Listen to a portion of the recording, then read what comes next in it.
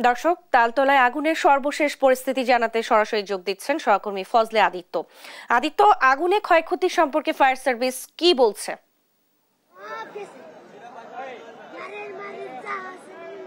যেমনটি বলছিলেন যে আগুনের যে ক্ষয়ক্ষতির পরিমাণটা এখন পর্যন্ত জানা যায়নি, তবে 11টি ইউনিটের অক্লান্ত চেষ্টায় কিন্তু এখন পর্যন্ত আগুন নিয়ন্ত্রণে এনেছে। আমার হাতের ঠিক ডান পাশে যেটি রয়েছে সেটি মূলত এই স্থানটিতে 20টি গ্যারেজ রয়েছে, সেই গ্যারেজে কিন্তু অগ্নিসংযোগের ঘটনা ঘটে এবং গ্যারেজ থেকে কিন্তু দুইটি সোয়া মিল, এর পাশে দুইটি কাঠের সোয়া মিল ছিল, সেই কাঠের সোয়া মিলগুলো কিন্তু সম্পূর্ণরূপে পুড়ে যায়।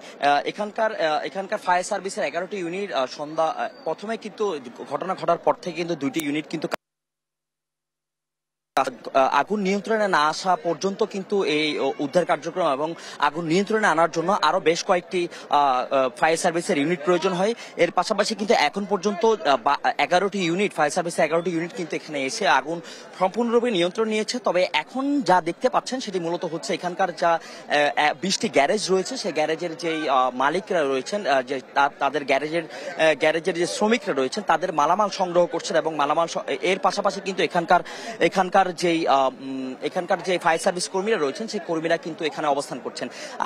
আপনাদের সুবিধার্থে জানিয়ে দিতে চাই যে আগুনের যেই লেলিহান শিখা সেটি মূলত বেশি উঠেছিল, কারণ হচ্ছে এখানে কিছু কেমিক্যাল ছিল, যেটা হচ্ছে গাড়ির কেমিক্যাল, অর্থাৎ বিভিন্ন গাড়ির যে মেরামতের কাজে ব্যবহার করা হতো ডেন্টিং পেন্টিং, সেই ডেন্টিং পেন্টিং এবং হচ্ছে মুভিল রয়েছে, মুভিলের বেশি থাকার কারণে এখানে একটি বিস্ফোরণ হয়। আমরা বিভিন্ন সামাজিক যোগাযোগ মাধ্যমে দেখেছি যে বিস্ফোরণের ভিডিওটি ছড়িয়ে পড়েছে, সেটি কিন্তু আসলেই মূলত এত বেশি ভয়ানক ছিল যে আশেপাশের যে সাধারণ বাসিন্দারা রয়েছেন তারা কিন্তু মূলত এখানে অবস্থান করছেন। আপনারা দেখতে পাচ্ছেন যে এখানে কিন্তু বেশ কিছু মানুষ রয়েছেন, এখন কিন্তু আগুন নিয়ন্ত্রণে, তবে এখানে কিন্তু উৎসুক জনতার ভিড় কিন্তু কমছে না। উৎসুক জনতা যেমন রয়েছেন তেমন এর পাশাপাশি কিন্তু এখানে পর্যাপ্ত পরিমাণে আইন শৃঙ্খলা বাহিনী রয়েছেন, পাশাপাশি ফায়ার সার্ভিসের লোকজনের পাশাপাশি আমরা কিন্তু র্যাব সহ সেনাবাহিনীর লোকদেরকে কিন্তু আমরা এখানে দেখতে পেয়েছি। আমরা একটু এখানে চেষ্টা করব, এখানে যারা ব্যারিকেড দিয়ে রয়েছেন সেই ব্যারিকেড দেওয়া, অর্থাৎ এখানকার যারা সাহায্য করছেন, অর্থাৎ ফায়ার সার্ভিসের লোকদেরকে যারা সাহায্য করছেন তাদের সাথে একটু কথা বলতে, একটু চেষ্টা করি তাদের সাথে কথা বলতে। ভাইয়া, এখানটায় আপনারা কয়টার দিকে আগুনটা লেগেছে এবং কি পরিমাণ ফায়ার সার্ভিস এসেছে? এখন যারা আছেন তারা কি এখানকার দোকান মালিকের কেউ কিনা? এইখানে আগুনটা লাগছে সম্ভব একদম সন্ধ্যার দিকে। প্রথমে হচ্ছে ভিতরে আগুন লাগার পরে এরপরে হচ্ছে যে গ্যাসের সিলিন্ডারগুলো থাকে এবং ওগুলা বিস্ফোরিত হওয়া শুরু করে। পরবর্তীতে আমরা খোঁজ পাওয়ার পরে আমরা হচ্ছে এখানে আসার পরে দেখি যে ফায়ার সার্ভিসের একটা ইউনিট তখন কাজ করতেছিল।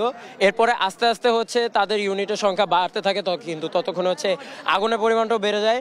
আর এইখানে বর্তমানে যারা দাঁড়ায় আছে তেমন বেশিরভাগই কেউ দোকান ভিতরে যারা ক্ষয়ক্ষতি হয়েছে তাদের মধ্যে কেউ না, এখানে হচ্ছে এলাকার মানুষই, মানে জাস্ট এখানে যে আগুনটা লাগছে তারা এই বিষয়টাই দেখার জন্য এখানে আর কি উপস্থিত।